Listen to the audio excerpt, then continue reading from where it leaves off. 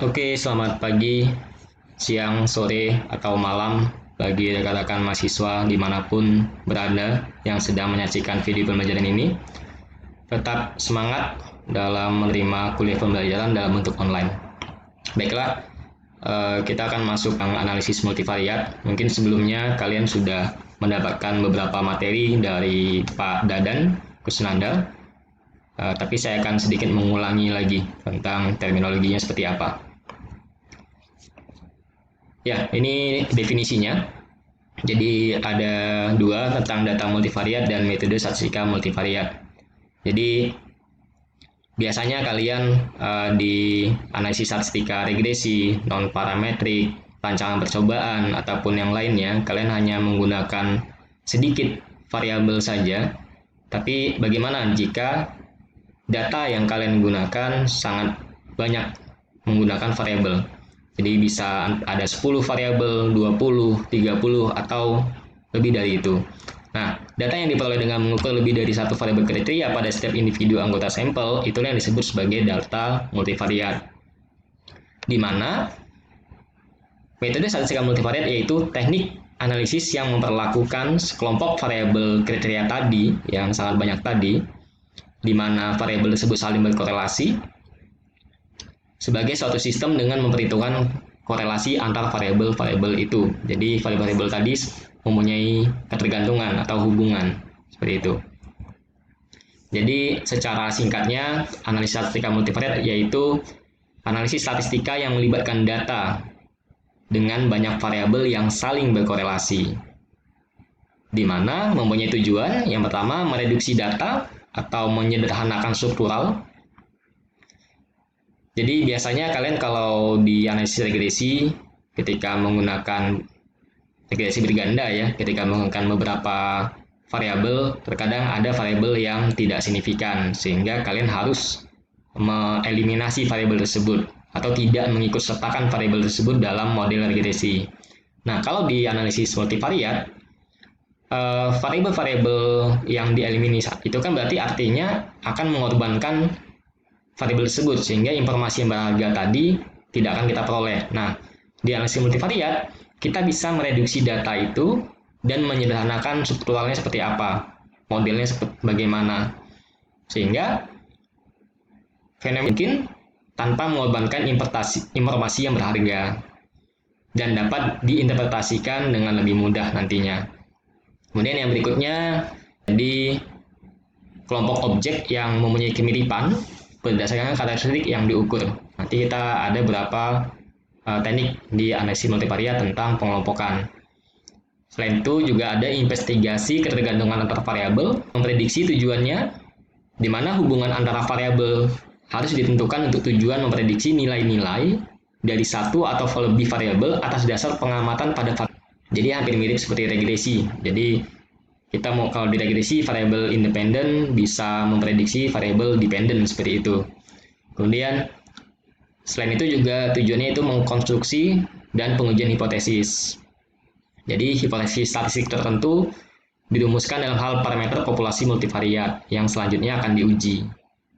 Nah, kemudian dilakukan untuk memvalidasi asumsi atau untuk memperkuat keyakinan yang sebelumnya.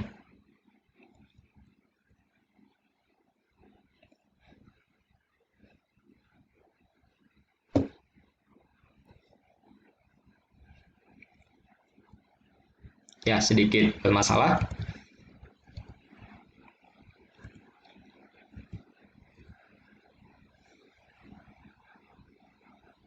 Ya, kita lanjutkan. Jadi, analisis multivariat itu merupakan pengembangan dari analisis univariat.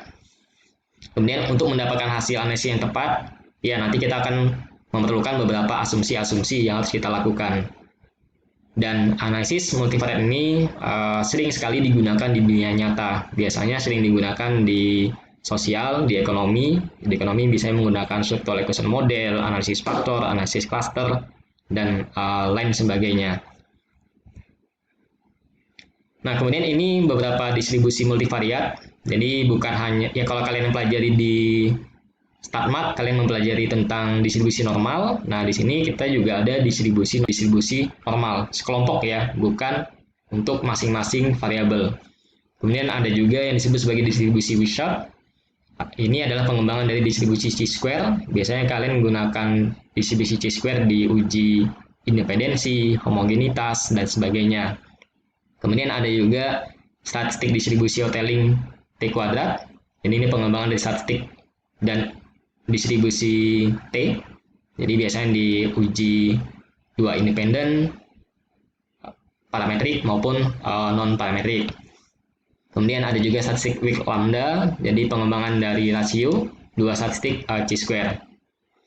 Kemudian nanti akan ada beberapa ukuran di dalam multivariate yang harus kalian lakukan. Yang pertama, kalian akan mencari vektor rata-rata dari variabel-variabel yang akan kalian gunakan atau yang kalian kaji. Kemudian ada juga membentuk matriks covariance, yaitu koleksi varians dan covariance dari variabel-variabel yang dikaji. Kemudian juga kalian mencari matriks korelasi, hubungan antara variabel-variabel. Kemudian ada generalized variance, jadi determinan dari matriks variance tadi. Nah, ini kemudian ada beberapa tes signifikansi multivariat. Jadi ada beberapa uji signifikansi. Jadi ada untuk rata-rata tunggal, ada untuk dua vektor rata-rata, beberapa vektor rata-rata, covariance tunggal, dua matriks kovarian, beberapa matriks kovarian, dan sebagainya. Jadi mungkin kalian di metode statistika sudah pernah menggunakan uji dua sampel, rata-rata dua sampel, independen maupun dependen. Nah, di situ kan kita hanya punya variabel 1 dan 2. Nah, di sini kita bisa di mana variabel 1 itu mempunyai kelompoknya lagi, sekelompok datanya lagi. Dan variabel X2 juga gitu, mempunyai sekelompok variabel lagi. Sehingga dari sekelompok variabel di 1 dan 2 kita bisa mengecek dalamnya. Biasanya kita menggunakan uji, ada juga analisis kanonikal, namanya canonical korelasi, seperti itu. Oke, kita lanjut lagi. Ini beberapa teknik multivariat. Jadi ada T Hotelling, kemudian ada multivariate analysis variance dan covariance. Kemudian bisa juga dalam perancangan percobaan, multivariate experimental design. Kemudian ada profil analisis ataupun regresi. Kalau kalian biasa mengenal regresi hanya X dan Y, di sini Y-nya bisa banyak sekali atau sekali. Nah, itu yang disebut sebagai multivariate regression analysis. Kemudian ada generalized multivariate analysis of variance. Jadi kalian biasanya mempelajari tentang ANOVA satu arah, dua arah. Nah, di sini kita kembangkan lagi, di mana variabelnya itu bersifat multivariat. Kemudian ada tentang teknik principal component analysis, PCA. Kemudian ada faktor analisis, canonical correlation, discriminatory analysis, cluster, multidimensional scaling, corresponding analysis, kemudian klasifikasi pohon, kemudian ada analisis jamming yang regression model, dan masih banyak lainnya. Dan masing-masing teknik ini juga masih bisa dikembangkan lagi. Jadi masih ada penurunan-penurunan lainnya seperti itu. Kemudian ya sifatnya apa, bentuknya apa? Di sini ada dua, yaitu data non-metrik dan data metrik. Di mana data jadi berupa atribut atau sifat kategori itu biasanya ataupun ordinal, itu yang disebut sebagai non-metrik. Jadi kalau kalian biasa menggunakan data tentang sikap, misalnya sangat setuju, nah itu data itu angka-angkanya biasanya kan ada 1 sangat setuju, 2 setuju, dan sebagainya. Itu bukan data kuantitatif atau numerik, itu adalah data kualitatif. Seperti itu, karena angka-angka di situ hanya bersifat kategorik atau pengkodingan, seperti itu. Kemudian untuk data metrik itu yang sebagai data kuantitatif. Nah, ini yang berupa numerik yang diukur menggunakan skala pengukuran interval ataupun rasio. Itu yang disebut sebagai data metrik. Seperti itu. Kemudian ada klasifikasi metode data. Jadi ada dependence method. Ya, dependence method ini jadi hampir sama seperti regresi, kita mempunyai variabel independen dan variabel dependen, di mana variabel independen mempengaruhi variabel dependen. Itu dependence method. Kemudian ada interdependence method. Nah, di sini kita tidak punya variabel yang saling mempengaruhi. Jadi hanya ada sekelompok variabel saja. Seperti itu. Itu yang disebut interdependence method. Kemudian teknik-teknik analisis, ya tadi kita belajar tentang metode ketergantungan atau dependensi. Ini metode yang tentang ketergantungan. Jadi analisis variansi, analisis korelasi kanonik, analisis diskriminan, analisis logit itu termasuk ke dalam metode ketergantungan.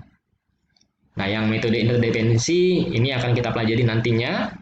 Kalian sudah belajar di Pak Dadan juga, ada analisis komponen utama atau PCA, kemudian ada analisis faktor, analisis cluster, log linier, dan lain sebagainya. Nah, ini klasifikasinya. Dan berupa metrik, kemudian variabel dependennya juga hanya ada satu dan bersifat metrik. Kalian bisa menggunakan uji regresi sederhana seperti itu. Analisis diskriminan, di sini ada analisis diskriminan satu arah, ada dua arah, dan lain sebagainya. Ataupun jika variabel dependennya y-nya mempunyai dikotomi, artinya hanya mempunyai dua kemungkinan saja, maka kita bisa menggunakan regresi logistik seperti itu. Nah, misalnya ini juga ketika variabel independennya lebih dari satu bersifat metrik, y-nya satu, dependent variable juga ada satu, maka bisa kita gunakan multiple regresi. Nah, logistic regression juga digunakan ketika variable dependentnya atau y-nya bersifat dikotomi, maka kita menggunakan logistic regression. Nah, ini klasifikasinya dan cara pembacaan tabel ini seperti itu. Kemudian, nah ini banyaknya variabel. Jadi ketika kita menggunakan yang interdependensi ya, kalau tadi kan uji yang dependensi, ini yang interdependensi.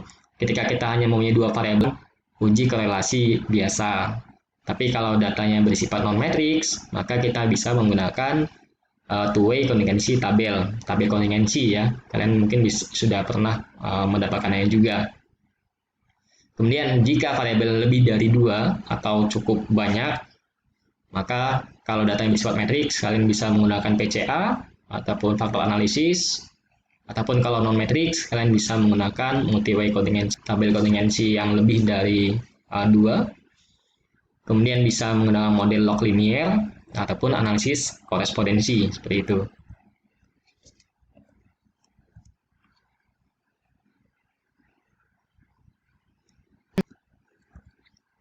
Nah, di sini ada penjelasan tentang berbagai metode. Ada analisis komponen utama atau dikenal sebagai prinsipal komponen analisis. Ini definisinya yaitu suatu analisis yang mereduksi dimensi data, di mana kita akan membangkitkan variabel baru atau disebut komponen utama.